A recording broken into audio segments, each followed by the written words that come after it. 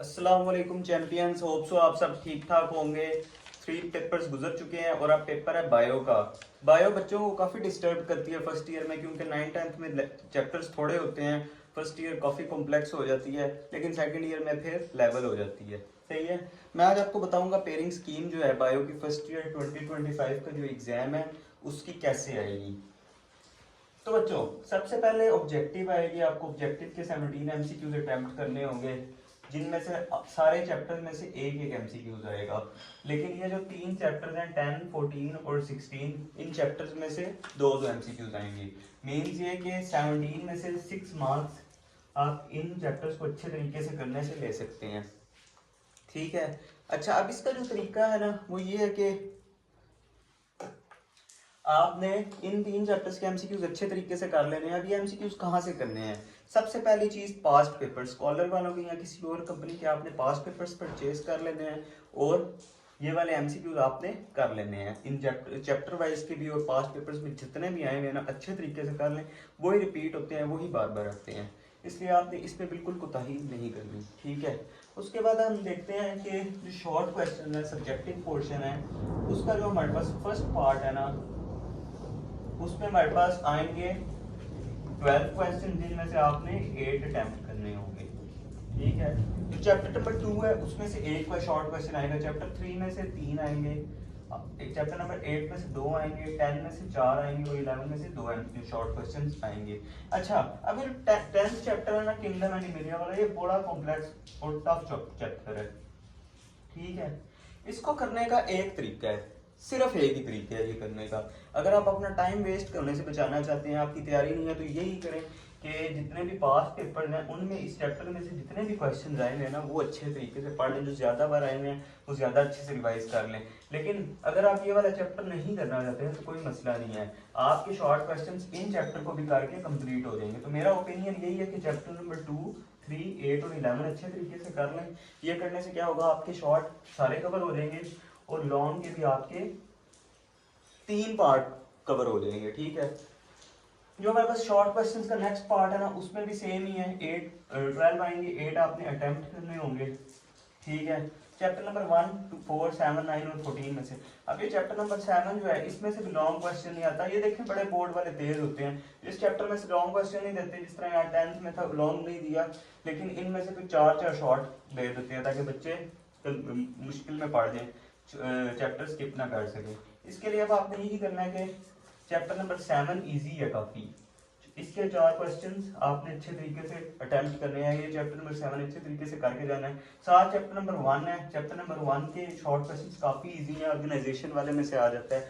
और उसके अलावा जो मैनकाइंड साइंस का एनवायरनमेंट और मैनकाइंड में जो रोल है उस पर भी आ जाता है। क्लोनिंग वाले में से क्वेश्चन आ जाते हैं, इंटीग्रेटेड डिजीज मैनेजमेंट में से आ जाते हैं। ये इजी है चैप्टर काफ़ी, ये आप कर सकते हैं। जो चैप्टर नंबर 4 है, सेल एंड इट्स ऑर्गेनेलिस वाला, ये आप अच्छे से करें तो आप चैप्टर नंबर 9 और 14, ये बड़े तंग करने वाले चैप्टर हैं, ये आप छोड़ सकते हैं। ठीक है। किंगडम प्लांटी भी ऐसे ही है, और चैप्टर नंबर 14 जो ट्रांसपोर्ट वाला है वो भी काफ़ी कॉम्प्लेक्स है। इसलिए अपना टाइम वेस्ट होने से बचाने के लिए एक चैप्टर नंबर 7 अच्छे से कर लें और साथ 1 और 4 कर लें। ठीक है। अब जो आपके पास लास्ट पार्ट है ना शॉर्ट क्वेश्चन का, उसमें से आपके पास आने हैं 9 क्वेश्चन, जिनमें से आपने 6 अटेम्प्ट करने हैं। अब ये 6 आपने कैसे करने हैं पूरे, उसके लिए आपने चैप्टर 5, 12 और 13 करना है। 12 और 13 तो लाजमी करें, बल्कि सिर्फ वो 12 और 13 भी अगर आप कर लेते हैं ना, या इन दोनों में से अगर आपको कोई एक भी टफ लगता है ना चैप्टर, लाइक लेट्स सपोज आपको चैप्टर नंबर 12 नहीं आता, तो आप ये वाला चैप्टर छोड़ दें, इसके साथ 13, 5 और 6 कर लें। लेकिन अगर ये वाला आता है तो 12 और 13 ही बस मोर देन इनफ होंगे। इनमें से वैसे ही एक एक आना तो वो चॉइस पे चला जाएगा। अब हम बात कर लेते हैं लॉन्ग क्वेश्चन की। हर चैप्टर में से ना, हर चैप्टर में से तो नहीं, टोटल 10 चैप्टर्स में से आपके 4 लॉन्ग आने हैं, सॉरी 5 लॉन्ग आने हैं। ठीक है। और सबका ए एंड बी पार्ट होगा। ठीक है। अब जो हमारे पास फर्स्ट लॉन्ग है ना, उस वो हमारे पास आएगा चैप्टर नंबर 1 और चैप्टर नंबर 14 में से।